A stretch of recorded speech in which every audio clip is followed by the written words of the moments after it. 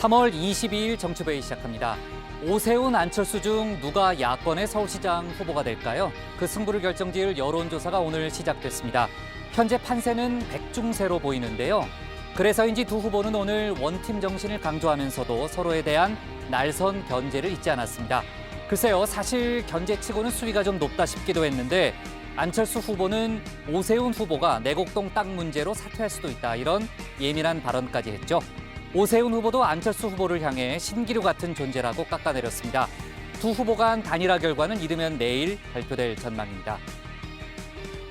류 반장, 여권은 오세훈, 박형준 후보, 국민의힘 두 후보의 부동산 문제를 연일 공격하고 있죠. 네, 민주당은 두 후보의 부동산 투기 의혹을 연일 부각하고 있는데요. 네. 이낙연 선대위원장은 오늘 두 후보 모두 고발돼서 조사를 받아야 하는 처지라면서 거짓말은 언제든 드러난다고 했습니다. 아, 거짓말이요? 네. 네. 국민의힘은 민주당의 근거 없는 정치 공세로 네거티브에만 몰두하고 있다라고 비판했습니다. 네. 박 관장, 야권은 박영선 민주당 후보의 도쿄 아파트 문제를 계속 거론하고 있죠. 네, 국민의힘은 박영선 후보 가족이 도쿄의 고급 아파트를 보유하고 있다면서 공세를 펼쳤는데요. 네. 안철수 후보는 그런 아줌마는 충분히 상대할 수 있다는 표현까지 썼습니다. 아줌마요? 예, 아줌마란 표현을 박영선 후보에게 썼는데 네. 박영선 후보는 MB 시절 회사에서 쫓겨난 남편이 구입했던 아파트로 지난달 처분했다고 밝혔습니다.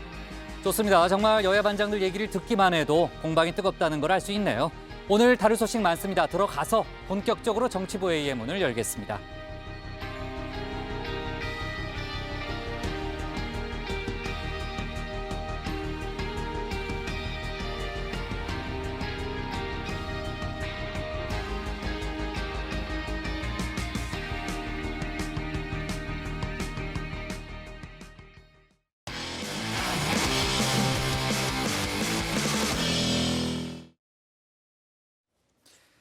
오늘은 16일 앞으로 다가온 4.7 재보궐선거 소식부터 시작하겠습니다. 야권 후보가 누가 되든 민주당 박영선 서울시장 후보에 앞선다는 여론조사 결과가 계속해서 나오고 있습니다. 또 국민의힘 오세훈 후보의 내곡동 땅, 민주당 박영선 후보의 도쿄 아파트를 포함해서 여야 간의 공방 계속해서 뜨거워지고 있는 분위기죠. 류정아 반장이 관련 내용 정리해봤습니다. 요새는 SNS에 되게 그렇게 유기견을 임시 보호하고 강아지를 이제 돌보면서 홍보를 해. 그럼 그 유기견들이 너무 이쁜 모습들을 볼 수 있잖아. 강아지 SNS도 만들었어. 행크 팔로우가 119만이야? 행크가 행인? 행인이 119만. 이상민 형이랑 나랑 합쳐도 안 되겠다. 네, 요즘 인별그램 팔로워 수 인기의 척도라고 할 수 있죠. 저도 인별그램을 하기는 하는데 그냥 일기처럼 쓰고 있기 때문에 팔로잉 수가 팔로워 수보다 좀 많습니다. 얼마 전에 박 반장과 인친이 됐는데 휴가 간다는 게시물에 전할 소식이 많은데 어디 가냐, 다이어트 할 거라는 게시물에는 점심 메뉴 지켜보겠다라면서 사사건건 시비를 걸면서 이렇게 친분을 쌓아가고 있습니다. 그런데 이 인별그램을 선거에 활용하겠다고 나선 사람들이 있습니다. 이분들인데요. 인스타그램 어플을 선택해주세요. 검색에서 더불어민주당을 검색해주세요. 시범 보이시겠습니다. 화면이 꽉 찹니다 지금. 서울시 대전환 합니다. 박영선 네, 선거 주요 구호를 이 인별에서 홍보를 한다는 겁니다. 신문물을 접하는 태도가 좀 무척 진지해 보이죠. 젊은 층의 유권자 접촉면을 넓힌다는 건데 더불어민주당은 본격적인 보병전, 즉 조직투표 독려에 나섰습니다. 이낙연 상임선대위원장 부지런, 겸손, 간절함을 강조하면서 가까운 분들께부터 지지를 호소하자라면서 본인이 직접 통화하는 사진을 페이스북에 올리기도 했습니다. 비교적 투표율이 낮은 보궐선거, 지지층을 한 사람이라도 더 투표장에 끌어오는데 승부를 건 겁니다. 지지층의 결집을 위해서는 앞서 조정훈, 김진애 후보와도 차례로 여권 단일화를 합의를 했었죠. 여기에 백전노병 이분도 등장을 했습니다. 여기저기 다 나가실 거죠? 예, 저 작심했습니다. 지켜보고 있으니까 안 되겠다, 이거 내가 출동해야지. 작심해서 하여튼 가서 그 마이크 잡을 수 있는 데는 다 다니려고 그래요. 이야. 네, 일명 대장부엉이 이해찬 민주당 전 대표인데요. 방송인 김어준 씨의 유튜브에 출연해서 민주당을 측면 지원한 겁니다. 최근 여권 지지율이 좀 떨어지는 추세인데 그 원인으로 지목된 LH 사태에 대해선 이렇게 말했습니다. 윗물은 맑아지기 시작을 했는데 바닥에 가면 잘못된 관행이 많이 남아있다. 또 오세훈 후보의 내곡동 땅 논란은 이제 본인이 직접 했지만 우리는 관리를 잘못한 거니 위축될 필요 없다라고 했죠. 그러면서 현재 판세 이렇게 읽었습니다. 예, 저는 선거가 아주 어려울 줄 알고 나왔는데 요새 돌아가는 거 보니까 거의 뭐 선거는 이긴 것 같습니다. 네, 이 전 대표는 야권 후보들 비판에 열을 올렸는데요. 오세훈, 박형준 후보는 하는 짓이 완전히 MB 퀴즈다. 안철수 후보는 자꾸 여기저기 기웃거린다라고 표현을 했습니다. 이 전 대표 20년 집권론부터 시작을 해서 여권을 옹호하는 강성 발언으로 유명하죠. 대표 시절에는 고 박원순 시장의 빈소에서 이렇게 말한 적이 있습니다. 고인에 대한 의혹이 불거졌는데 혹시 여기에 대해서 당 차원에서 대응하실 계획은 있으신가요? 그건 예의가 아닙니다. 그런 걸 이 자리에서 예의라고 합니까? 그걸 최소한도 가릴 게 있고.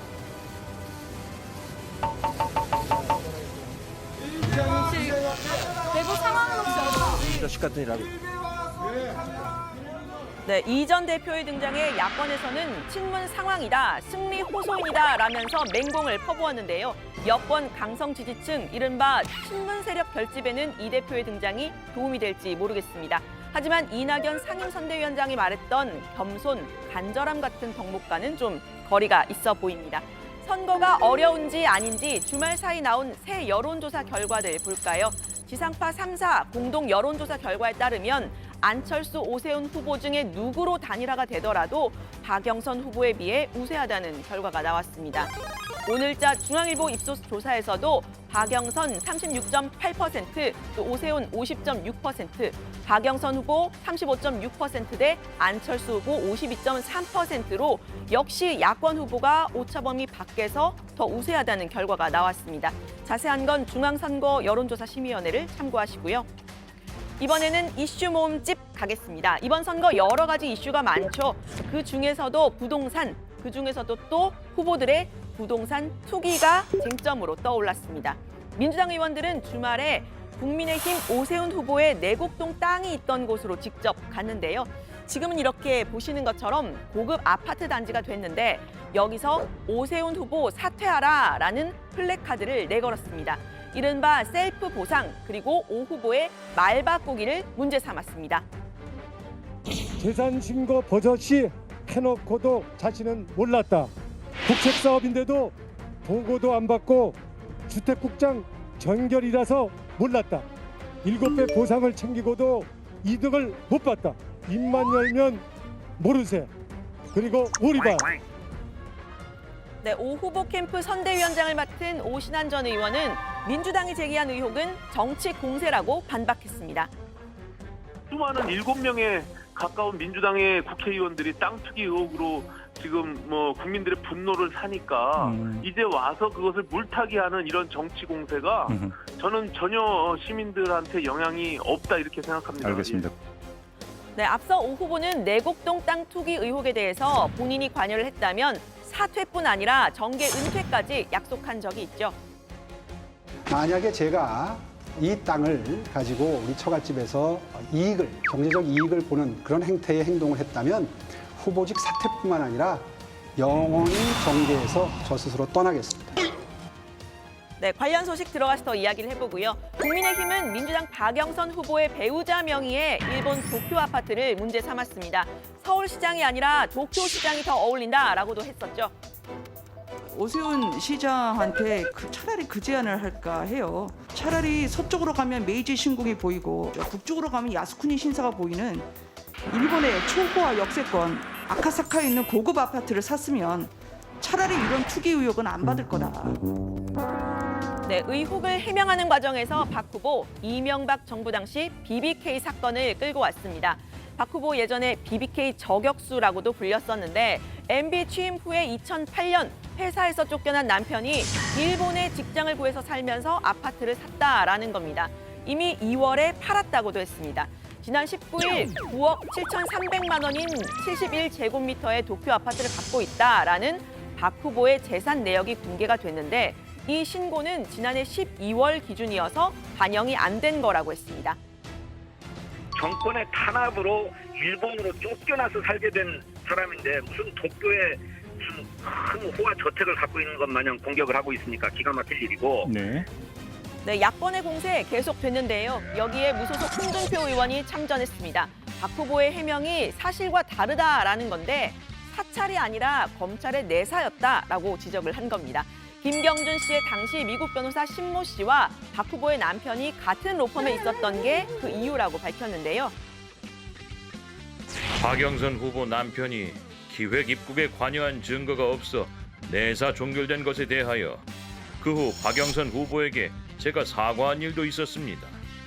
사찰이 아니라 검찰 내사였고 심증만 갔을 뿐 그를 지목한 일은 없었습니다.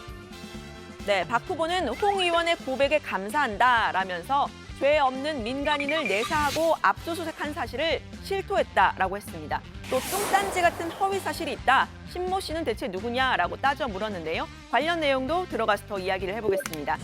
네, 부산시장 선거에서도 국민의힘 박형준 후보의 부동산 투기 의혹, LCT 논란이 선거 쟁점이 되고 있는데요. 박 후보의 가족이 비슷한 시기에 매매한 LCT 로얄층 두 채로 1년 만에 20억씩 시세 차익을 봤다라는 내용입니다. 민주당 김영춘 후보는 여기에 자녀 입시 비리, 또 4대강 민간인 사찰 의혹까지 더해서 의혹 백화점이다라고 공세를 펴고 있는데 국민의힘은 시세 차익은 문재인 정부의 정책 실패 때문이라고 목소리를 높였습니다. 관련 소식 들어가서 더 이야기를 해보겠습니다. 오늘 발제는 이렇게 정리합니다. 이해찬 등판, 선거 거의 이길 것 같아. 박영선 도쿄 아파트, 오세훈 내곡동 땅 공방. 류 반장이 들어가서 얘기하겠다는 얘기를 되게 많이 했어요. 이제 그만큼 지금 이제 16일 앞으로 다가온 재보궐선거가 뜨겁다는 얘기죠. 여야가 곳곳에서 부딪히고 있습니다. 그러니까 이슈 모음 집에서 자세하게 좀 이제 분석을 했죠. 저희도 이제 지난주 금요일에 간단히 얘기는 했지만 이해찬 전 민주당 대표가 이제 참전했죠. 전면에 나서서 강경한 발언을 좀 이어가고 있는데 국민의힘 오세훈 후보를 또 집중적으로 공격하는 그런 분위기죠. 네, 그렇습니다. 지난 19일 방송인 김어준 씨의 유튜브에 출연을 한 건데요. 이 전 대표는 본인이 서울시 정무부시장을 해봤다면서 오세훈 후보가 내곡동 땅과 관련해 몰랐다, 국장 전결 사항이었다 이렇게 해명한 부분을 비판했습니다. 시가 안을 만들어 가지고 시장 이름으로 신청을 하는 겁니다. 국토교통부에다가 기관장이 신청하는 거예요. 전결권이 뭐 국장한테 있었다고 하는 건 전혀 행정을 모르는 사람이거나 아니면 아주 뻔뻔한 거짓말이거나. 그린벨트를 풀거나 도시계획을 하는 부분은 이해관계가 예민하기 때문에 관련 과정을 시장이 모를 수가 없다고도 했습니다. 이 전 대표는 오 후보는 거기다 거짓말까지 하니까 공직자로서 기본이 안 돼 있다 이렇게 지적을 했습니다. 국민의힘에서는 이해찬 전 대표의 발언을 하나하나 비판했는데요. 망언이다, 가볍다 이런 표현들이 나왔습니다. 한번 들어보시죠. LH 투기나 두 전직시장 성폭력 사건은 모두 민주당 이해찬 대표 시절에 일어난 일들입니다. 그렇다면 최소한 자중하는 모습을 보이는 게 국민에 대한 도리입니다. 정치 원로가 보이는 모습치고는 너무나 가볍습니다. 지난주에도 저희가 이 얘기를 좀 다뤘죠. 왜냐하면 이제 민주당에서 그 내곡동까지 직접 가서 뭐 입장 발표도 하고 그랬잖아요. 지금 오세훈 후보의 처가에 그 내곡동 땅 관련한 공세를 이제 지난주부터 쭉 이제 하고 있는데 주말 사이에도 그렇고 오늘도 뭐 공격성 발언을 이어간 상태죠. 네, 그렇습니다. 민주당 진성준 의원인데요. 진 의원은 지금 박영선 후보 캠프의 전략기획본부장을 맡고 있습니다. 그 오 후보의 내곡동 땅 논란이 이해 충돌의 가장 추악한 사례다라고 비판을 했는데요. 서울시장의 권한을 이용해서 자기 땅을 택지로 지정하고 보상을 받은 사례다라고 했습니다. 이 과정에서 오 후보가 국장 전결 사항이어서 직접 관여하지 않았다라고 한 점을 문제를 삼았는데요. 진 의원은 오 후보의 시장 직인이 찍힌 서류를 들어서 직인을 찍을 때는 반드시 시장에게 보고하고 승인이 돼야 한다라고 주장을 했습니다. 또 보상 과정에서 오히려 손해를 봤다는 오 후보의 주장에 대해서는 이렇게 말했습니다.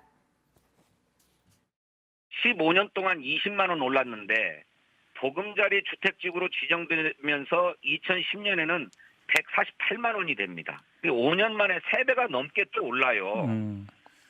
이렇게 분명하게 경제적 이익을 보았는데 무슨 이익을 보지 않고 손해를 보았다고까지 주장하는지 정말로 이해할 수가 없습니다. 국민의힘 쪽에서는 이제 해명과 반박을 내놓고 있는데 특히 이제 내곡동 땅 개발이 노무현 정부 때 허가됐다는 사실을 조금 전에 밝혔죠. 네, 그렇습니다. 오 후보 캠프는 이른바 이 36억 셀프 보상 의혹 제기에 대해서 실체가 없는 흑색 선전이라면서 문건 하나를 공개했습니다. 자료가 준비되어 있는데요. 2007년 3월에 중앙도시계획위원회 제2분과의 심의 자료입니다. 여기에는 내곡동 국민임대주택단지를 국책사업으로 심의 의결한다는 내용이 담겨 있습니다. 국민의힘은 내곡지구는 노무현 정부에서 허가한 사항임이 드러났다라고 주장했고요. 오 후보 측 선대위원장을 맡고 있는 이 주택국장 전결인 공문에 오 후보의 직인이 찍힌 데 대해서는 이 직인이 찍혀 있었다고 하더라도 실제 보고가 이뤄졌는지는 밝혀진 바가 없다라고 했습니다. 오세훈 시장이 이것을 해달라고 해서 처음부터 진행된 것이 아니라 이미 정부에서 하는 정부의 계획에 의해서 진행된 거예요. 그런 부분들에 대해서 특혜를 받았다라고 또 권력을 행사했다라고 압력을 행사했다라고 얘기하는 것 자체가 정치 공세죠. 네, 오 전 의원은 보상 가격 논란에 대해서도 택지지구로 지정이 되면 주변 시세보다 보상 가격을 감정 평가를 덜 받는다라며 보금자리 주택은 서민주택이고 임대주택이기 때문에 오 후보 측이 협조해야 마땅한 것이다라고도 했습니다. 국민의힘이 조금 전에 공개한 자료 얘기를 좀 해봤고요. 지금 국민의힘 부산 박형준 후보의 LCT 관련 논란도 지금 여야가 상당히 첨예하게 맞붙은 그런 상태죠. 네, 그렇습니다. 민주당은 박 후보와 관련해서 새로운 의혹을 또 하나 제기했는데요. 박 후보 부부가 부산 기장군 청과리 일대에 1,300평의 땅을 소유하고 있다면서 투기가 아니냐 이렇게 지적을 한 겁니다. 땅을 매입한 시기는 이 일대 공공택지 개발 소문이 돌던 시점이라면서 결과적으로는 개발지구에선 제외가 됐지만 해명이 필요하다고 했습니다. 국민의힘에선 1위 후보인 박 후보를 끌어내리기에만 집중하고 있다 이렇게 비판을 했습니다. 들어보시죠. 미수를 가장한 재산 증식 마술 효과를 노린 것이 아니라면 박형준 후보 부부가 소유한 토지만 유독 건폐율이 왜 낮은 건지 정확히 해명해야 합니다. 아픈 가족사를 내세울 게 아니라 납득 가능한 해명을 내놓기 바랍니다. 여론조사 지표에서 1위를 달리고 있는 박형준 후보 끌어내기에만 혈안이 돼 있는 듯 오직 네거티브 막장 선거 아니면 말고식 마타도에 집중하는 더불어민주당의 모습을 보면 참담한 마음이 들 뿐입니다. 자, 여야의 발언이 정말 아주 날선 그런 상태고요. 지금 박형준 후보 관련해서는 다른 의혹들도 좀 제기된 상태죠? 네, 그렇습니다. 박 후보자의 딸의 입시 비리 의혹과 관련한 건데요. 박 후보자의 부인이 그 딸이 홍익대 미대 시험을 봤을 때 실기 시험에서 교수에게 청탁을 했다 이런 주장입니다. 당시 당사자였던 그 김승현 전 홍대 미대 교수가 직접 관련 주장을 하고 있는데요. 김 전 교수는 당시 박 후보 부인의 딸이 키가 크고 양쪽으로 머리를 따았다라고 구체적인 차림까지 기억을 했습니다. 김 전 교수는 박 후보 측의 정치 공세라는 주장을 부인하면서 상대 후보를 알지도 못한다라고 했는데요. 관련 내용 들어보시죠. 그때 그 조연 씨가 울었어요. 제 기억이 나요. 부산 사투리로. 쌤, 우리 딸 꼭 붙여주이소. 저 그러고 이제 둘이서 그때 학교 빈실기실. 그래서 거기다 이렇게 이제를 놓고 거기다 이게 바닥에 화판을 기대 놓고 가번호 1, 2, 3, 4 매겨요. 손번호는 모르게. 앞서 박 후보는 직접 관련 의혹을 부인했는데요. 본인이 현재 아내인 조연 씨와 가족관계를 이루고 나서 그 일에 대해선 전혀 기억이 없고 논란이 된 딸은 본인의 결혼 당시 이미 런던 예술대학을 다니고 있었다고 했습니다. 논란은 법정에서 가려질 일이라면서 너무 터무니없는 일이라고도 했는데요. 김 전 교수의 말에 진실성이 있는지도 취재해달라고 요청했습니다. 당사자의 입장에서 한번 좀 생각을 해주시기를 바라고요. 그 김승현 교수라고 하는 분이 자신이 그 인터뷰에서 직접 심각한 기억 상실증을 알았다. 그 인터뷰를 한 내용이 있습니다. 그것도 드리겠습니다. 앞으로도 이제 공방이 이어질 분위기니까 저희가 속보는 계속해서 얘기를 해보고요. 서울 지역 여론조사는 아까 이제 류 반장이 소개를 했잖아요. 부산 같은 경우에는 박형준 후보가 앞서는 걸로 일단 조사가 되고 있죠. 네, 주말에 나온 지상파 3사 가상 양자 대결 여론조사 결과입니다. 민주당의 김영춘 후보가 26.7%, 국민의힘의 박형준 후보가 38.5%로 박 후보가 우세한 것으로 조사가 나왔습니다. 자세한 사항은 중앙선거 여론조사 심의위원회 홈페이지를 참고하시면 됩니다. 네. 그리고 참, 조 반장. 오늘 민주당 이낙연 상임선대위원장이 이제 박영선 민주당 후보를 지원하면서 엄마 리더십을 강조했는데, 발언 중에 일부분이 정치적으로 지금 논란이 되고 있다 그런 얘기가 있는데 어떤 대목이에요? 네, 그 이낙연 위원장 오늘 선대위 회의에서 박영선 서울시장 후보는 엄마의 마음으로 아이를 보살피고 기를 마음가짐, 딸의 심정으로 어르신을 돕는 자세를 갖춘 후보다 이렇게 말을 했는데요.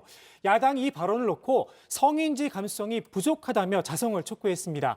국민의힘은 여성의 역할을 아이를 보살피고 기르는 것으로 국한 지은 이 대표의 왜곡된 성 역할 인식이 개탄스럽다 이렇게 지적을 했습니다. 정의당도 자당의 여성 후보를 두고 서울시장으로 적합한 이유에 대해 설명할 말이 고작 성 역할 프레임을 씌우는 것밖에 없었느냐. 이 위원장은 지난해 7월 차별적인 발언을 일삼고 사과까지 썼다. 갈수록 가관이다 이렇게 날을 세웠습니다. 잠깐만, 정의당이 지난해 7월 발언을 지금 이제 지적했는데 그게 뭐였죠? 그 지난해 이 위원장이 한 강연에서 인생에서 가장 크고 감동적인 변화는 소녀가 엄마로 변하는 순간이다 이렇게 말을 했다가 논란에 좀 휩싸인 적이 기억이 있습니다. 나네요. 예. 네, 저희도 한번 다뤘던 적이 있죠. 네. 자, 좋습니다. 그 재보궐 관련 소식은 뭐 뒤이어서 박준호 반장 발제 때도 저희가 다뤄보도록 하겠습니다. 오늘 발제 이렇게 정리하겠습니다. 이해찬 등판 선거 거의 이긴 것 같아. 박영선 도쿄 아파트, 오세훈 내곡동 땅 공방으로 제목을 잡겠습니다. 다음은 박준호 반장의 발제를 들어봅니다.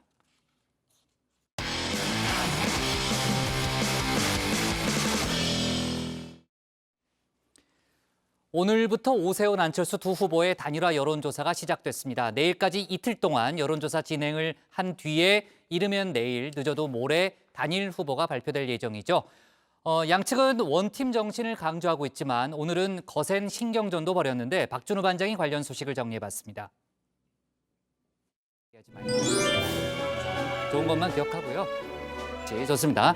그러면 한껏 정치로 또 정치부회의 5시 시간대를 마감하도록 하겠습니다.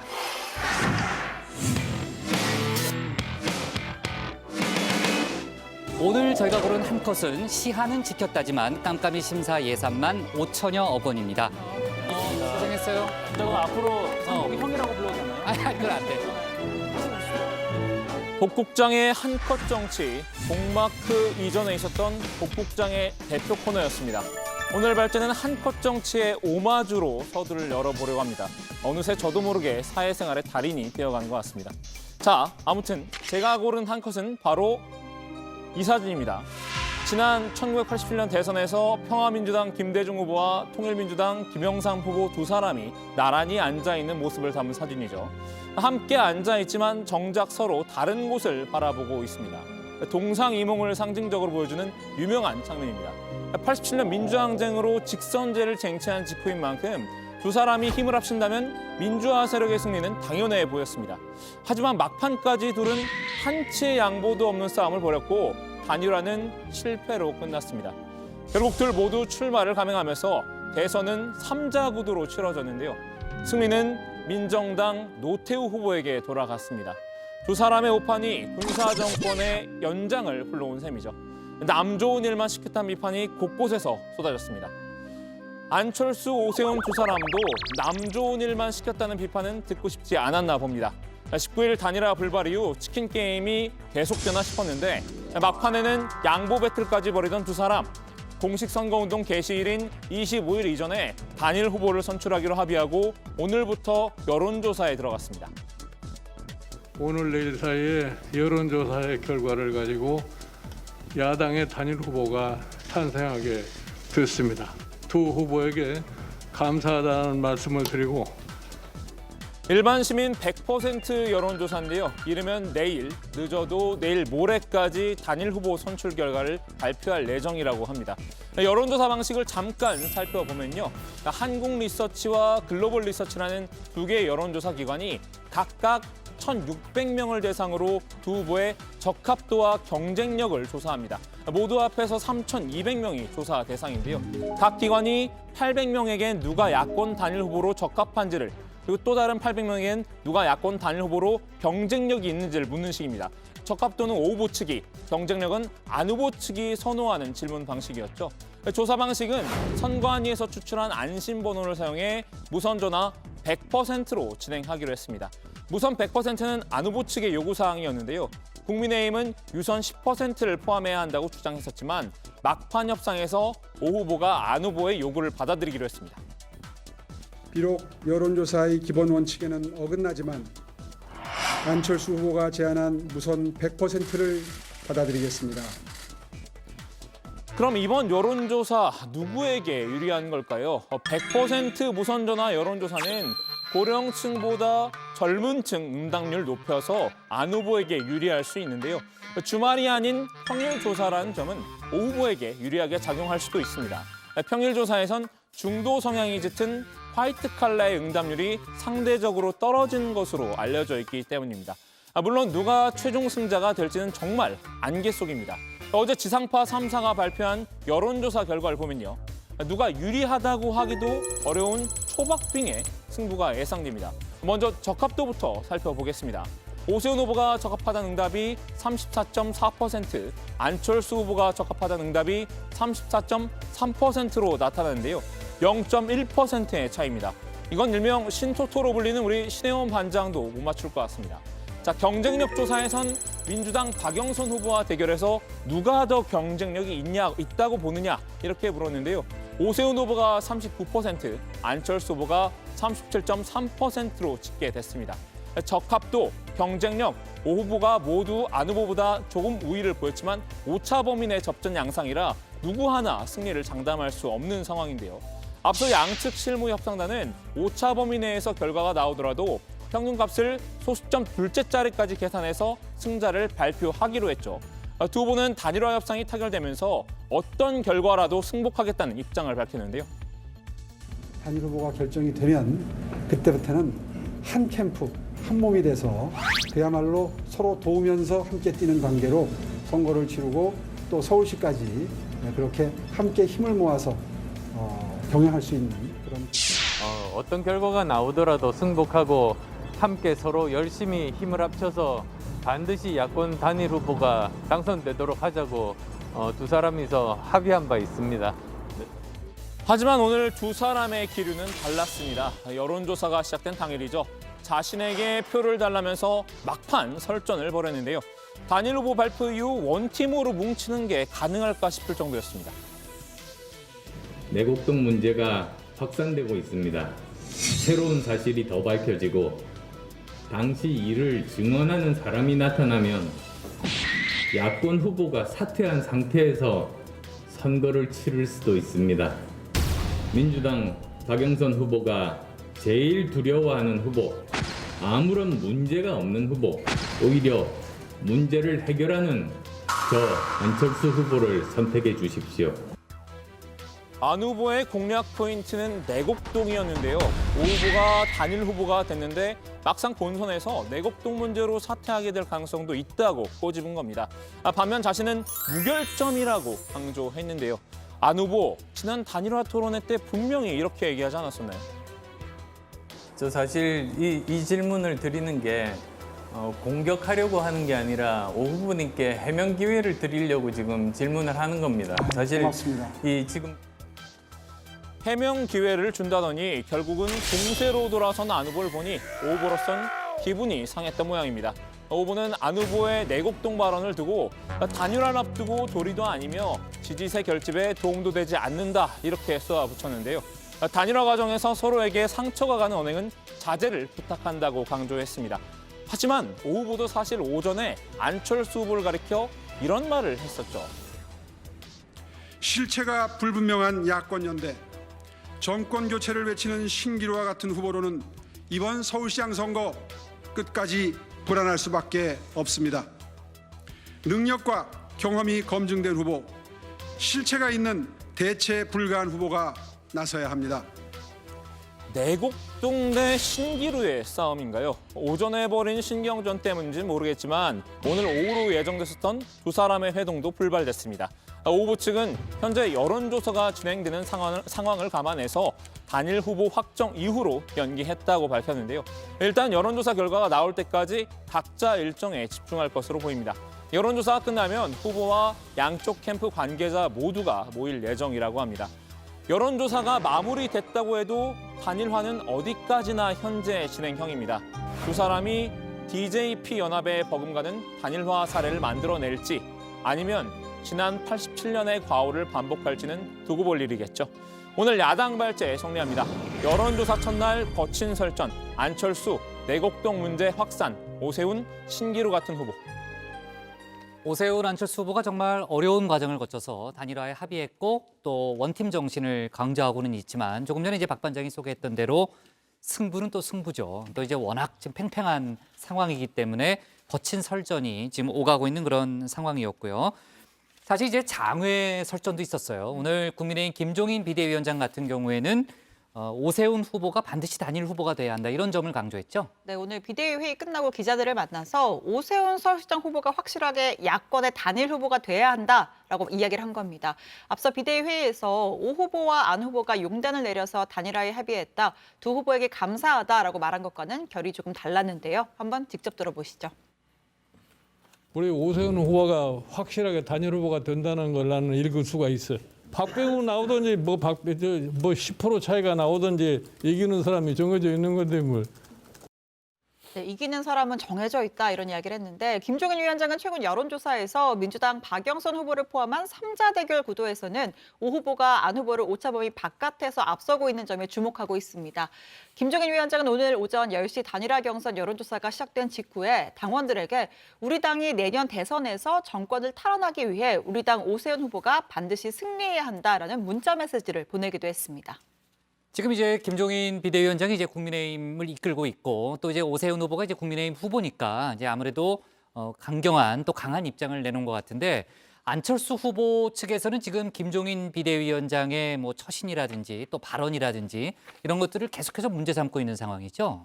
네, 그렇습니다. 권은희 국민의당 원내대표가 오늘 라디오 인터뷰에서 국민의힘 김종인 비대위원장의 단일화 방식에 대한 고집 때문에 난관에 많이 막혔었다 이렇게 말을 한 건데요. 권 원내대표는 김 위원장의 룰에 대한 고집이 있었고 이 부분을 안철수 후보가 전격적으로 수용하겠다고 한 것이다 이렇게 주장을 했습니다. 또 안 후보가 너무 시일이 촉박하다고 생각해 다 양보하겠다며 물꼬를 텄다 또 이렇게 이야기를 했는데요.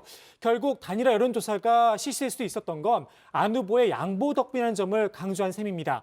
김 위원장을 겨냥해 쓴소리를 내뱉기도 했는데요. 직접 들어보시죠. 감정을 상하게 할 수 있는 그런 상처가 되는 말들이 실제 오고 가는 그런 상황이 있었는데요. 예. 그냥 그런 발언을 하신 분의 특유한 언어 습관이다 이렇게 그냥 보고 있는데 다만 그런 공방이 오고 가는 이면에 이 다양성과 차이를 인정하지 않는 그런 그 오만함 이런 부분들에 대해서는 숙제다라고 느꼈고요. 네, 권 원내대표는 특유의 언어 습관은 김종인 비대위원장을 가리켜 한 소리다 이렇게 인정을 했습니다. 네, 오만함이라는 그런 표현이 나왔죠. 전에 이제 안철수 후보가 옹고집인가 뭐 그런 표현 쓴 적 있죠. 그러니까 김종인 비대위원장이 자기 당 후보를 미는 차원을 넘어서 이제 안철수 후보에게 지나치게 좀 강한 발언을 많이 했죠. 정신이 이상하다 이런 표현도 지난주에 있었고요. 아무래도 이제 국민의 당 쪽에서는 뭐 단일화는 됐지만 합의는 됐지만은 좀 불편한 마음을 그 안에 담고 있지 않나 하는 생각이 드는데 글쎄요, 뭐 단일화가 돼도 그 안에 앙금을 좀 푸는 건 하나의 숙제로 보이네요. 그죠? 네. 자, 그렇고요. 아까 이제 안철수 후보가 오세훈 후보를 직접 겨냥을 했잖아요. 내곡동 땅 문제로 뭐 중도 하차할 수도 있다라는 취지의 그런 발언을 했는데 국민의힘이 상당히 거친 반응을 또 내놨죠. 네, 그 국민의힘은 안 후보를 향해서 사회성 결여라고 맞받아쳤는데요. 사회성 결여요? 네, 사회성 결여요. 네. 이 안 후보의 줄곧 비판적인 입장을 취해왔던 이준석 전 국민의힘 최고위원이 페이스북에 글을 남겼습니다. 여론조사 당일까지 네거티브가 대단하다면서 이제는 김종인 비상대책위원장을 때리는 게 더 효용이 없겠다 싶으니까 후보를 직접 때린다고 비난을 했습니다. 특히 앞서 안철수 후보가 오세훈 후보와 오늘 오후 회동을 제안한 것을 두고 이 전 최고위원은 이래놓고 오세훈 후보랑 오후에 만나자고 하는 건 진짜 어디서부터 잘못된 건지 모르겠다 이렇게 비판을 했는데요. 공감 능력 부족인가 사회성 결여인가 진짜 아무리 머리를 굴려봐도 뭔지 모르겠다 새정치인가 이렇게 비꼬았습니다. 네, 오신환 오세훈 후보 캠프 공동선대위원장도 이 안철수 후보의 네거티브 방식이 민주당 후보인 줄 알았다라면서 민주당이 두려워하는 단일 후보가 오세훈 후보라는 걸 반증하는 것이다라고 거들었습니다. 김근실 국민의힘 비전 전략실장 또한 아무리 단일화 승리에 목매도 민주당 후보가 할 말을 대신하는 건 정말 지나치다. 투표가 시작된 날에 본인을 뽑아달라고 상대방을 비방하는 건 엄연히 선거법으로도 위법이다. 정치적으로도 부도덕한 것이다라고 질타했습니다. 안철수 후보가 오늘 작정하고 상당히 강한 발언을 쏟아내는 거 아니냐 이런 생각까지 들 정도인데요. 앞서 이제 시작할 때 제가 이제 박준우 반장이랑 간단히 얘기했지만은 오늘 민주당 박영선 후보를 향해서는요. 그 도쿄의 아파트 가진 아줌마고 당연히 내가 이길 수 있다 이런 취지의 발언을 한 거죠. 네, 오늘 한 유튜브 채널에 출연해서 한 발언인데요. 도쿄의 아파트를 가진 아줌마는 충분히 상대 가능하다라고 말을 했는데요.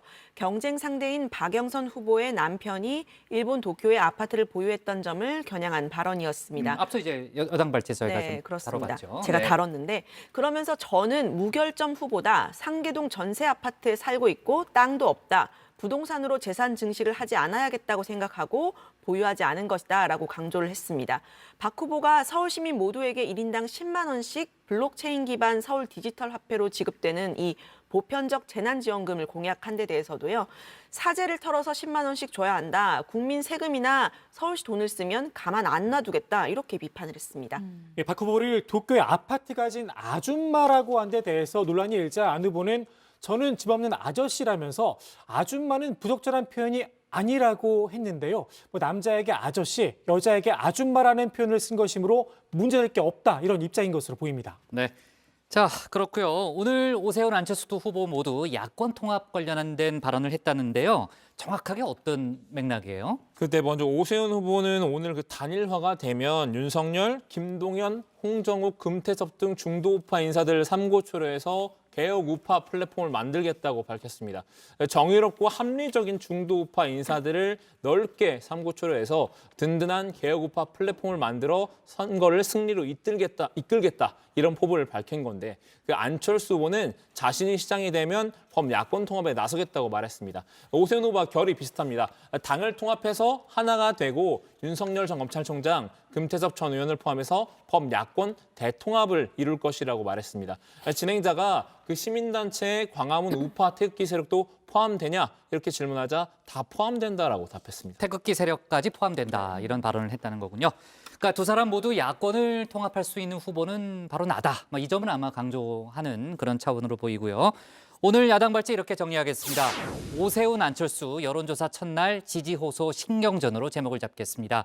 다음은 조익신 반장의 발제를 들어보겠습니다.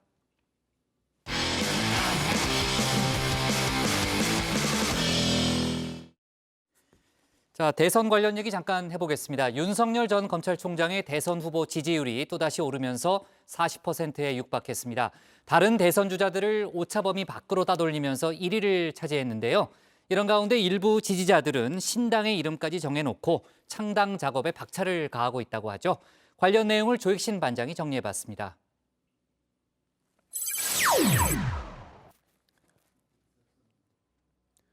윤석열 전 검찰총장의 지지세가 말 그대로 거침없이 하이킹입니다. 39.1%, 지난주에 비해 1.9% 상승하며 40% 선에 바짝 다가섰습니다. 다른 주자들과의 격차도 더 커졌습니다. 이재명 경기지사가 21.7%, 이낙연 민주당 상임선대위원장이 11.9%를 기록했는데요. 오차범위 밖에서 여유 있게 앞섰습니다. 이재명, 이낙연 두 사람의 지지율을 합쳐도 윤 전 총장의 지지율에는 미치지 못하는 모습입니다. 윤 전 총장의 독주에 여권에선 이런 지적이 나왔었죠. 대선 후보가 되려면 발광체가 돼야 되거든요. 네. 스스로 이제 뿌리를 내려서 생명력 있는 발광체가 돼야 호소력도 생기고 국민들도 동의받는 그런 힘이 나오는 건데 반사체가 돼가지고는 그걸 못 끌어갑니다. 윤 전 총장이 자체 발광에 성공할지 여부, 결국 앞으로의 행보에 달려 있을 텐데요. 생명력 있는 발광체가 되기 위해선 분명한 정치 철학이 필요하겠죠. 이재명 지사의 대동세상처럼 말입니다. 여러분과 함께 우리 모두가 꿈꾸는 모든 사람이 함께 손잡고 살아갈 수 있는 대동세상을 향해서 열심히 나아가겠습니다. 그래서일까요?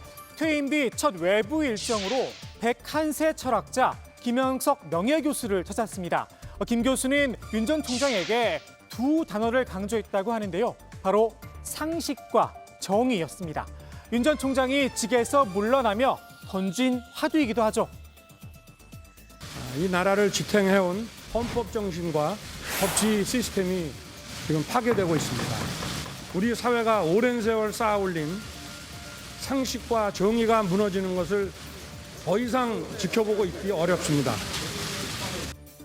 김 교수는 철학을 함께 실천할 사람도 강조했습니다. 이제는 야당뿐 아니라 여당에도 없다며 중요한 건 함께 일할 줄 아는 사람들이 있어야 한다고 조언을 한 겁니다. 상식과 정의를 지키기 위해 함께 일할 사람. 벌써 자체적으로 몸을 풀고 있는 분들이 있습니다. 윤 전 총장의 팬클럽이죠. 윤사모가 신당 창당 작업에 속도를 내고 있는데요. 이미 당명까지 정했습니다. 다 함께 자유당. 그런데 이 자유당이랑 당명, 이승만 전 대통령이 처음 사용했었죠. 상식과 정의에 걸맞은 당명인지는 잘 모르겠습니다. 정작 윤 전 총장은 팬클럽 활동에 대해서 가타부타 관심을 보이지 않고 있죠. 어쩌면 지지자들의 자가 발전으로 끝나는 게 아닌가 싶기도 합니다. 윤 전 총장의 일부 지인들이 이른바 윤석열 위인전을 준비하고 있다는 이야기도 나옵니다. 위인전하니까 지난해 출간됐던 이해창 민주당 전 대표의 만화 전기가 문득 떠오릅니다. 당대표가 바로 그 후임 대표가 됐습니다. 본인이 나오면 노래 부르는 가수는 부르는 사람이죠. 이해찬 대표께서 한때 영화배우를 꿈꿨다는 모습을 보면서 이게 무슨 얘기야? 과연 이해찬이 영화배우가 됐으면 무슨 역할을 했을까? 송곳, 면도날, 버럭해찬 마땅한 배역이 없을 텐데. 당시 야권에선 이런 비판도 나왔었죠. 회개하다, 전형적인 NL 감성이다. 당 비서 우상화는 봤어도 당 대표 우상화는 처음 본다라고 말입니다. 윤 전 총장의 위인전이 나온다면 어떤 반응을 보일지 참으로 궁금하긴 합니다. 윤석열의 생각을 엿보고 싶다면 윤석열 위인전보다는 이분에 대한 책을 읽는 게 나을지도 모르겠습니다. 미국 맨해튼 검찰의 전설 로버트 모겐소 전 검사장인데요. 이른바 화이트 칼라 범죄 수사의 아버지로 불립니다. 1974년 투표로 맨해튼 검사장이 된 이후에 9번이나 연임에 성공하며 35년 동안 검사장 자리를 지킨 전설적인 인물이기도 합니다. 윤 전 총장이 지난해 7월 이 모겐소의 전기를 제작하라는 지시를 내렸었다고 하는데요. 당시는 검언 유착 의혹으로 윤 전 총장의 수사 지휘권이 박탈됐던 때였습니다. 검언 유착 의혹 사건에 대한 추미애 법무부 장관의 지휘를 결국 윤석열 검찰총장이 받아들였습니다. 윤 총장이 사건에서 손을 떼기로 한 겁니다. 이때 만든 모겐소의 전기, 윤 전 총장이 사퇴 직전 전 감찰에 배포를 하라 지시를 했다고 하는데요. 윤 전 총장이 발간사도 직접 썼습니다. 거하게 침묵하는 검찰은 동네 소매치기도 막지 못할 것이다 라고 말입니다. 윤 전 총장의 소신이기도 하죠. 국민을 위한 국민의 검찰이라고 하는 것은 국민을 진짜 보호를 해야 된다 이 말이야. 국민을 보호하기 위해서는 인사권자 눈치도 볼 거 없다 이런 얘기예요. 원칙대로 하라 이런 거 아니에요. 검찰주의자란 딱지가 붙어있는 윤 전 총장. 검사의 눈으로 본 상식과 정의가 일반 국민들의 눈높이에 맞을지 지켜볼 일입니다.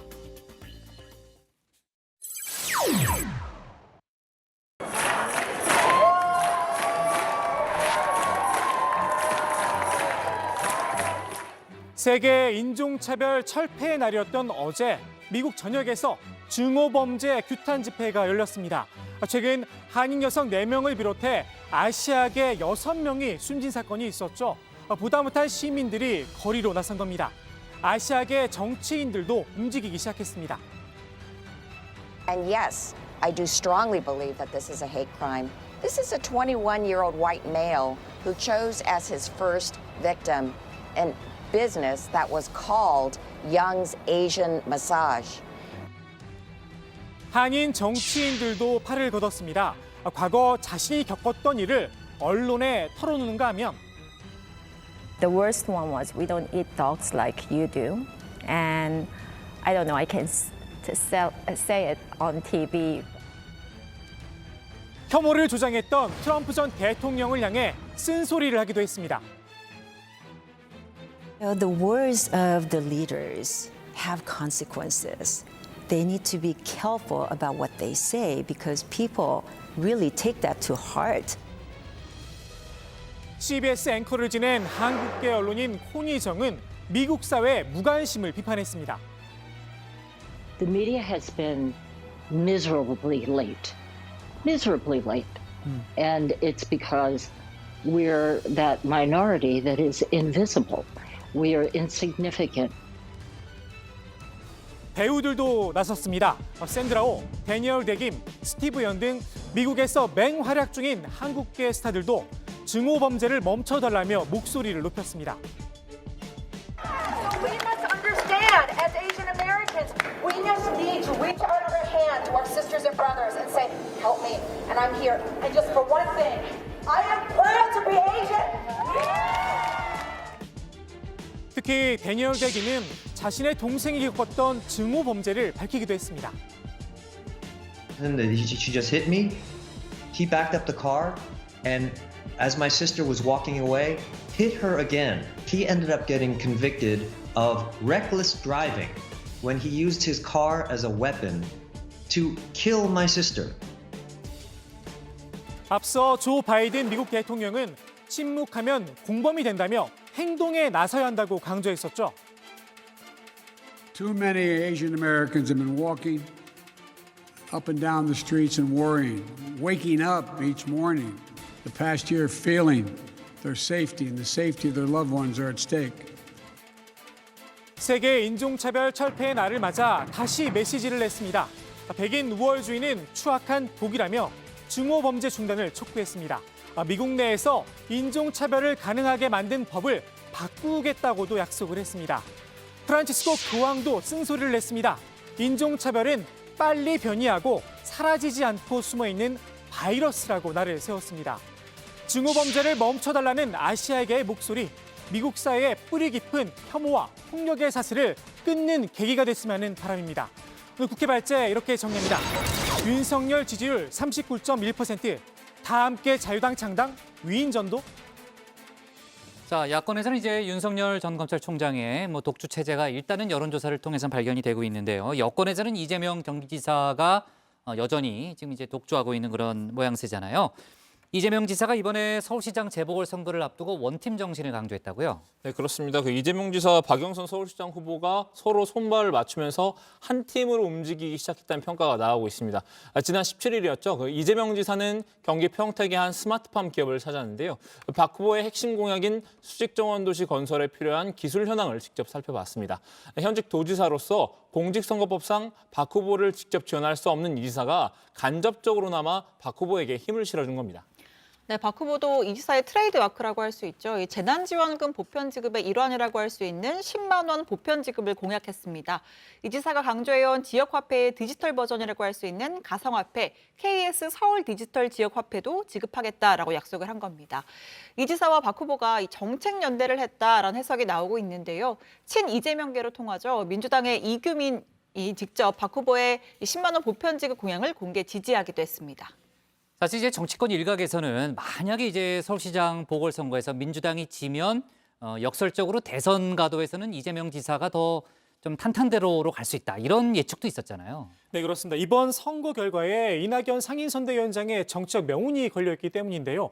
만일 선거에서 패할 경우 전직 대표였던 이 위원장의 그 정치적 위상에도 상처가 불가피합니다. 때문에 정치권에선 서울시장 선거에서 민주당이 패하면 이 지사의 가장 큰 경쟁자인 이 위원장의 기세가 꺾이면서 여권 1강의 위치를 더욱 공고히 할 수 있다, 이런 분석이 많았었는데요. 이 지사 측이 오히려 원팀을 강조하며 적극적인 지원에 나선 겁니다. 아까 이제 박 반장도 얘기했지만 지금 이제 선거법상 직접 지원은 어렵지만 그래도 이제 이재명 지사가 여러 가지로 이제 긍정적인 입장을 보이면서 지원에 나선 거는 어떻게 해석을 해봐야 되는 거예요? 여러 가지 이야기가 좀 나오고 있는데요. 우선 그 이낙연 위원장의 2위 자리를 굳건히 지켜줘야 대선 경선 구도에 추가 변수가 발생하는 걸 막을 수 있다는 분석이 있습니다. 이 위원장이 일찍 지세가 꺾일 경우에 제3후보론 등 새로운 경쟁자가 등장할 가능성이 커진다는 겁니다. 또 다른 이유는 이른바 문심입니다. 이 지사는 당내에서 비문으로 분류가 되는데요. 민주당이 원팀이란 걸 강조하면서 이른바 강성 친문들 가운데 일부가 제기했던 탈당설 등을 차단하는 효과를 볼 수 있다는 겁니다. 자, 바이든 미국 대통령이 아까 저희가 봤지만 이제 아시아 혐오 범죄에 대해서 상당히 이제 강한 얘기를 했는데 이건 좀 다른 얘기인데 건강 이상설이 제기됐다는 건 뭐예요? 네, 바이든 대통령이 이 전용기에 오르다가 3번이나 발을 헛디뎌서 넘어지면서 혹시 건강에 문제가 좀 있는 거 아니냐, 이런 이야기가 나왔습니다. 지금 이제 나가고 있는 영상인데요. 몇 계단 오르다가 이렇게 갑자기 발을 이렇게 3번이나 이렇게 헛디디는 모습을 이제 보실 수가 있는데요. 몸을 일으키다가 또 넘어지기까지 했습니다. 바이든 대통령도 좀 멋쩍은 듯이 이렇게 그 입구 앞에서 괜찮다, 이런 의미로 취재진에게 손을 흔들기도 했는데요. 백악관은 이제 바람이 심해서 넘어진 것이다. 대통령은 100% 괜찮다, 이런 입장을 밝혔습니다.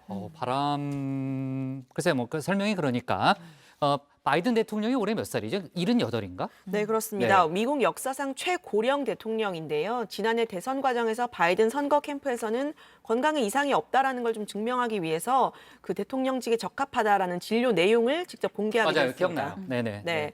하지만 워낙 나이가 많아서인지 건강 이상설이 계속해서 이제 제기가 되고 있는데 일부에서는 좀 치매설도 나오고 있습니다. 바이든 대통령이 이름을 잘 기억하지 못해서 실수가 잦다는 건데 지난 8일 백악관에서 열린 행사에서 로이드 오스틴 국방장관을 전직 장군, 또 적이 국방부 그룹을 이끄는 이 사람, 이렇게 부르기도 했습니다. 그래요? 근데 이름이 잘 안 떠오르는 거는 좀 가끔 경험하는 거 아니에요? 우리도? 예, 저도 그리고 네이밍 장애가 되게 심해가지고 국장 이름이 성함이 잘 생각이 안 나면 이름이 기억이 안 나요? 그럴 때가 있어요. 그러면 제가 뭐라면 그 소고기 잘 사주는 좋은 선배, 제가 이렇게 표현합니다. 그래요? 들은 거랑 좀 다른 것 같은데. 저번엔 상습적 야근 지시자라고 했잖아요. 그래요? 그건 유반장인데 지금 좀 약간 기억력이 좀 7, 8회? 그렇게 얘기한 것 같은데 또 반장이. 네. 알았어요. 한번 누군가 얘기했다는 거 아니에요, 그렇죠? 네, 알았어요. 야근은 이제 내가 52시간 철저하게 지키는데 요즘에. 옛날에 좀 그랬죠, 옛날에. 신반장은 기억할 거예요. 옛날에 조금 야근 시켰어요. 그런 기억이 없습니다. 야근이라뇨. 알았어요. 자, 갑시다. 오늘 국회 발제 이렇게 정리할게요. 윤석열 지지율 39.1%, 다함께 자유당 창당 위인전도로 제목을 잡겠습니다.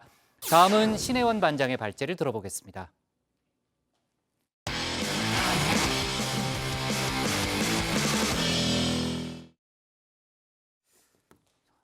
조 반장 때문에 또 얘기가 산으로 갔죠. 문재인 대통령이 조금 전 LH 투기 사태 관련해서 정부로서 면목이 없다면서 재차 유감의 뜻을 밝혔습니다. 다만 이사 공급 대책은 어떤 경우에도 차질이 없어야 한다는 점을 다시 한번 강조했죠. 그리고 지난주 대검이 한명숙 전 총리 사건을 둘러싼 모해 위증 의혹에 대해서 무혐의 처분하기로 결론을 내렸죠. 박범계 법무장관이 오늘 이를 사실상 수용하면서도 대검 회의에 절차적 문제가 있다면서 합동 감찰을 지시했습니다. 관련 소식을 신혜원 반장이 정리했습니다. 자, 선거 때가 되니 여론조사 풍년입니다. 서울시장, 부산시장 차기 대선 지지율에 매주 나오는 대통령 지지율, 정당 지지율 뭐 하나 허투루 볼 게 없습니다. 그래서 코너 하나 가볍게 만들어봤습니다. 여정회가 다루는 여론조사, 여정회가 여조여조해입니다. 자, 문 대통령의 국정 지지도가 다시 최저치를 기록했습니다. 리얼미터가 YTN 의뢰로 실시한 3월 3주차의 주간 집계 결과인데요. 긍정평가는 전주 대비 3.6%포인트 내린 34.1%, 부정평가는 4.8%포인트 오른 62.2%입니다. LH 사태 2주 만에 나온 대국민 사과조차도 민심 이반을 잡기엔 역부족이었던 걸로 보입니다. 특히 성실하게 살아가는 국민들께 큰 허탈감과 실망을 드렸습니다. 우리 사회의 부패 구조를 엄중히 인식하며 사회 전체에 만연한 부동산 부패의 사슬을 반드시 끊어내겠습니다. 이탈세는 산토끼보다는 집토끼, 즉 중도층보다는 진보층에서 더 컸습니다. 근 한 달간 진보층에서의 지지도는 총 11.1%포인트 하락한 반면 중도층에서는 8.7%포인트 내렸습니다. 자, 문 대통령은 오늘 수석 보좌관 회의에서도 재차 LH 사태 언급했습니다. 매우 면목 없는 일이라면서 회피할 수도 돌아갈 수도 없다. 반드시 넘어야 할 산이라는 각오로 대처하겠다라고 강조했습니다. 정부로서는 매우 면목 없는 일이 되었지만 아프더라도 더 나은 사회, 더 공정하고 투명한 사회로 가기 위해 어차피 건너야 할 강이고 반드시 넘어야 할 산이라는 각오로 대처하겠습니다. 한편으로 서민들을 위한 이사 공급 대책은 어떠한 경우에도 차질이 없어야 한다는 것을 거듭 강조합니다. 민주당의 정당 지지율은 문 대통령의 지지율과 궤를 같이 하고 있습니다. 역시 정권 출범 이후 최저치입니다. 국민의힘은 35.5%, 민주당은 28.1%로 7.4%포인트 오차범위 바깥에서 국민의힘이 앞섰습니다. 이념별로 보면 중도층은 국민의힘에 힘을 실었고요. 민주당에선 진보층이 가장 많이 빠져나갔습니다. 자, 전통 지지층의 이탈세, 집토끼마저 등을 돌릴 정도의 위기냐? 혹은 지금은 화가 나서 잠깐 나갔지만 곧 있으면 돌아올 일시적인 현상이냐? 이렇게 두 갈래로 해석이 가능합니다. 정부 여당은 선거 국면이 다가오면 곧 회복될 것이다 라면서 요새 돌아가는 거 보니까 거의 뭐 선거는 이긴 것 같습니다. 네, 그러니까 두 번째 해석에 기대를 품고 있죠. 이해찬 전 대표께서는 원래 오랜 이 정치 경험, 경륜 그리고 감각을 가지고 있죠. 그런데 동물적인 감각 같은 게 있으세요? 예, 감각이 있어요. 선거판에서? 예, 근데 이 문제는 이제 이해찬 대표님의 좀 그 문제 단점이라고 그러면은 뭐라고 그럴까요? 너무 솔직하다는 거예요. 원래 그분이 민주당의 뭐 최고 최대주주 오너 아닙니까? 다만 이분이 서울시장 박원순의 성범죄로 인한 선거에 나타날 장면은 아니다는 거죠. 직접적 책임이 있는 당대표고요. 화제도 시원찮을 사람이 나와가지고 오히려 큰 소리 친다. 정말 웃기는 장면이죠. 네, 여정의 여조회 여론조사 결과 하나 더 보겠습니다. 국민의 3분의 2는 LH 투기 의혹에 대해서 경찰 조사보다 특검이 더 적합하다라고 답변했습니다. 이념 성향 기준으로도 보수층, 중도층은 물론이고 진보층에서도 특검 찬성 비율이 훨씬 높았습니다. 여야는 지난주 LH 특검 도입에 합의했지만 협상은 지지부진한 상황입니다. 뭘 묻고 뭘 더 불러갈지 기싸움이 아주 한창인데요. 민주당은 현 정권의 전 정권까지, 국민의힘은 LH 국토부에 청와대까지 하자는 입장입니다. 앞으로 특검이 출범하면 정해진 범위 안에서 집중적인 수사를 벌일 것입니다. 이렇게 2중, 3중의 조사와 수사를 통해 부동산 범죄는 이번에 완전히 뿌리를 뽑을 것입니다. 문재인 정권과 민주당이 과연 투기 세력을 발본색원할 의지가 있는지 의심스럽습니다. 청와대가 조사 대상에서 빠져야 할 이유도 없거니와 조사 시기를 현재 집중해도 모자랄 판에 엿가락 늘리듯 늘려야 할 현실적인 이유가 없습니다. 양당은 오늘까지 각자 협상한 초안을 정리해서 내일부터 본격적인 3+3 협의체 협상에 돌입할 예정입니다. 이 줄다리기도 좋지만 국민들이 특검을 요구하는 이유 중에 하나가 신속한 수사라는 점을 간과해서는 안 될 겁니다. 저는 여러분과 이제 안녕을 고하고 교도소로 들어갑니다. 국민 여러분, 한명숙의 진실이 뭔지 알고 있으시죠? 진실이 승리하는 역사를 우리가 만들 때 그 진실은 언제든지 밝혀지는 것입니다. 자, 6년 전입니다. 한명숙 전 총리가 교도소에 수감되던 날 박범계 당시 민주당 초선 의원은 착잡한 표정에 입을 앙다문 채 한 전 총리의 바로 뒷편을 지켰습니다. 그리고 6년이 지나 법무부 장관이 됐죠. 무혐의 처분이 내려진 한 전 총리 모해 위증 교사 의혹 사건에 대해서 수사지휘권 발동했습니다. 진짜 검찰이 위증 강요한 적 없는지 대검찰청 부장회의를 열어서 다시 한번 심의하라고 지시한 겁니다. 여러분 한명숙 잊지 말아 주시기 바랍니다. 감사합니다. 한명숙은 무죄다! 한명숙은 무죄다! 지난주 금요일 대검 부장과 고검장들이 한자리에 모였습니다. 아침 10시부터 자정에 가까울 무렵까지 마라톤 회의 열었는데요. 6,000페이지에 달하는 사건 기록을 일일이 검토하고 사건 감찰을 담당한 임은정 부장검사의 조사 내용까지 경청했습니다. 결론은 무혐의 처분을 유지한다였습니다. 애초에 모해 위증을 주장하는 쪽의 증거가 불충분하다고 본 의견이 훨씬 많았다고 합니다. 주남관 검찰총장 권한대행은 법무부에 이 사건 무혐의 처분을 유지한다는 결론을 공식 보고했습니다. 무리한 수사지휘였다는 일각의 비판에 대해서는 어떻게 생각하시나요?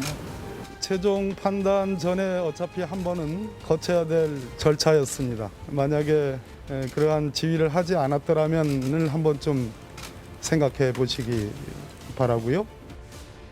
자, 그리고 오늘 오후에 법무부의 공식 입장이 나왔습니다. 박범계 장관은 대검 회의에서 자신이 수사권을 발동한 취지가 제대로 반영됐는지가 의문이라며 유감의 뜻을 밝혔습니다. 박 장관이 문제를 제기한 대목은 당일 대검 회의에 과거 재소자를 조사한 어미춘 부장검사가 출석한 일, 그리고 논의 결과가 특정 언론에 유출된 일 등입니다. 이번 회의는 전직 총리의 유무죄가 아니라 재소자의 위증 여부를 심의하는 것입니다. 그럼에도 증언 연습을 시켰다는 의혹을 받는 당시 수사팀 검사가 사전 협의도 없이 회의에 참석하였습니다. 절차적 정의가 문제되었던 의혹 사건에 있어서 장관의 수사 지휘를 이행하는 과정에서조차 또다시 절차적 정의가 의심받게 되어 유감입니다. 이어 박 장관은 사건의 실체적 진실 여부와는 별개로 최초 사건 조사 과정에서 검찰의 직접 수사 관행이 부적절했음이 드러났다라며 실효적 제도 개선 방안을 강력하게 추진하겠다라고 했습니다. 법무부와 대검의 합동 감찰을 통해서 사건 처리 과정에서 확인된 인권 침해적인 수사 방식, 대검 부장회의 내용의 언론 유출 과정 등을 규명하겠다라고도 했는데요. 다만 대검의 무혐의 처분은 사실상 수용하고 재수사 지휘에 나서진 않을 것이라고 덧붙였습니다. 이로써 한 전 총리의 모해 위증 사건은 공소시효 만료일인 오늘 무혐의로 마무리될 것으로 보입니다. 자, 오늘 청와대 발제 이렇게 정리하겠습니다. 박범계, 한명숙 사건 재지휘 없다. 대검 무혐의 결론 사실상 수용입니다. LH 사태 관련해서요. 지난주 이제 문재인 대통령이 대국민 사과를 했고 오늘도 부동산 관련 언급을 했네요. 네, 오늘은 면목이 없는 일이라는 표현까지 나왔습니다. 대신 부동산 적폐라는 표현을 쓰지 않았는데요. 지난주 부동산 적폐 청산이라는 단어를 두고 LH 문제가 과거 정부의 탓이냐는 비판이 일자 오늘은 대신에 오랫동안 누적된 관행, 개발과 성장의 그늘이라는 표현으로 완화한 점도 눈에 띕니다. 오랫동안 누적된 관행과 부를 축적하는 방식을 근본적으로 청산하고 개혁하는 일이만큼 쉽지 않은 일입니다. 문제가 드러난 이상 회피할 수도 돌아갈 수도 없습니다. 정부는 각계의 의견을 들어 고강도의 투기 건설 대책을 마련하고 실행하겠습니다. 한편으로는 서민들을 위한 이사 공급 대책이 어떤 경우에도 차질이 있어서는 안 된다는 점을 거듭거듭 강조한다라고 말을 했습니다. 최근에 주택가격 상승세가 꺾이고 있다면서 이 추세를 이어갈 수 있도록 해야 한다는 건데요. 국토교통부의 부동산 실거래 정보에 따르면 직전 거래보다 가격이 하락한 거래 건수가 1월에는 전체 물량의 18%, 2월에는 24.9%, 3월에는 38.8%로 늘어난 것으로 나타났습니다. LH 관련한 경찰의 강제 수사는 오늘도 이어졌죠. 네, 오늘은 광명, 시흥 등 3기 신도시의 원정 투기에 나섰다는 의혹을 받는 직원이 속한 LH 전북본부 등이 압수수색 대상이었습니다. 특히 청와대 자체 조사에서 투기 의심 사례로 지목이 된 경호처 직원도 전북 LH 원정 투기 의혹에 연루된 정황이 드러났는데요. LH 직원의 동생인 청와대 경호처 4급 과장 A씨는 지난 2017년 9월 광명 노원사동에 가족 3명과 함께 땅 1,900여 제곱미터를 샀는데요. 공동 구매자인 형수가 정북 LH 직원 B 씨와 같은 아파트에 거주하는 것으로 확인된 겁니다. 또 LH 전현직 직원 3명도 소환 조사를 받았습니다. 자, 한명숙 전 총리 모해 위증 사건. 그러니까 이제 검찰 당시 수사팀이 위증을 강요했다는 의혹에 대해서 대검 간부들이 모여서 이제 기소하지 않기로 이제 결정을 내렸고요. 오늘 박범계 법무장관이 아까 이제 신반장이 소개했지만 일단 그 결정을 사실상 수용하는 범위 내에서 이제 합동 감찰을 지시하는 그런 일들이 있었는데 조금만 정리를 좀 해볼까요? 다시 한번. 유 반장. 네, 그렇습니다. 일단 박 장관은 대검 회의 결과를 사실상 수용한다고 했습니다. 그러니까 수사 지휘권을 다시 발동하는 일은 없을 것이고 따라서 모해 위증 사건은 오늘 공소시효를 끝으로 일단락이 된 겁니다. 다만 대검 회의 과정에서 수사 지휘권 행사의 취지가 제대로 반영됐는지 의문이라고 비판을 했는데요. 또 이번 사안을 통해서 드러난 검찰 직접 수사 관련해서 각종 문제점을 시정하기 위해서 법무부 감찰관실과 대검 감찰부가 특별 점검에 착수했다고 밝혔습니다. 대검 회의에서 절차적 정의를 기하라는 지휘권 행사의 취지가 제대로 반영된 것인지 의문이 있습니다. 결론의 옳고 그름은 차치하더라도 논의와 처리 과정은 공정하고 합리적이어야 합니다. 절차적 정의가 문제되었던 의혹 사건에 있어서 장관의 수사 지휘를 이행하는 과정에서조차 또다시 절차적 정의가 의심받게 되어 유감입니다. 그럼 감찰은 어떻게 이루어지는 거예요? 일단은 한 전 총리 사건 관련해서 수사 공판 과정 전반은 물론이고 이 사건 관련 민원의 배당과 조사 그리고 의사 결정 그 이후 최종 결론에 이르기까지 사건 처리 과정 전반에 드러난 다양한 문제점을 자세히 살펴볼 것이라고 했는데요. 이번 감찰에는 이문정 연구관도 참여합니다. 임 연구관은 현재 한 전 총리 사건과 관련해서 공무상 비밀 누설 혐의로 검찰 수사 대상이기도 합니다. 오랜 기간 지속된 직접 수사의 잘못된 관행을 바로잡고 바르고 절제된 수사, 책임 수사, 과도하지 않은 수사를 바라는 국민적 요구가 있는 것으로 알고 있습니다. 이와 같은 여론도 개선안 마련에 반영될 수 있도록 하겠습니다. 네, 관련해서 대검 입장이 나왔는데요. 박범계 장관의 합동 감찰 지시에 적극 협력하겠다 이런 뜻을 밝혔습니다. 검찰의 직접 수사에 있어서 잘못된 수사 관행에 대한 지적은 깊이 공감한다. 또 합리적 개선 방안이 도출될 수 있도록 하겠다라고 했습니다. 다만 박 장관이 대검 회의 과정에서 절차적 정의가 지켜지지 않았다라고 지적한 데 대해서는 반박을 했는데요. 합리적 의사결정 과정을 거쳐서 오로지 법과 증거에 따라 판단한 것이라면서 수사팀 검사가 참석한 건 본인의 변명을 듣기 위해서가 아니라 실체적 진실을 밝히기 위해서였다라고 기소 의견을 낸 함동수 대검 감찰부장도 이의가 없었다라고 말했습니다. 네, 조금 전에 박범계 법무부 장관이 이제 정부청사에서 퇴근을 했는데요. 거기서 몇 가지 언급이 나왔습니다. 이번 합동 감찰 지시가 용두사미로 끝나지 않을 것이다 이러면서 좀 고강도의 감찰을 예고했고요. 대검 회의에 당시 수사검사가 참여한 것은 이해할 수 없는 조치였다라는 점도 재차 강조했습니다. 이 수사지휘권 발동에 대해서 일각에서 정치적 편향성을 지적을 했는데 이에 대해서는 제 자세의 장관으로서의 허물이 없다고 생각한다라고 했고 본인의 수사지휘권 발동은 덜하지도 과하지도 않았다고 생각한다라고 입장을 밝혔습니다. 네. 자, 그나저나 차기 검찰총장 인선 준비를 하고 있는데 국민 참고가 오늘 끝나는 거죠? 네, 그렇습니다. 지난주부터 일주일간 국민들로부터 이제 총장 후보를 추천을 받았고요. 오늘까지 자정까지가 마감입니다.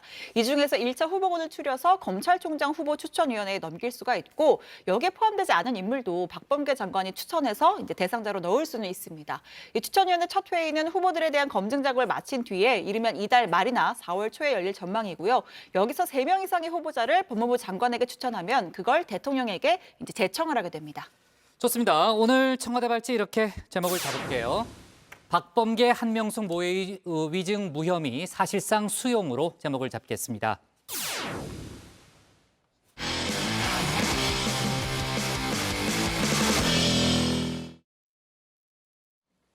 오늘 저희가 밑줄 친 한 줄은요. 2019년 부동산 불로소득 353조입니다.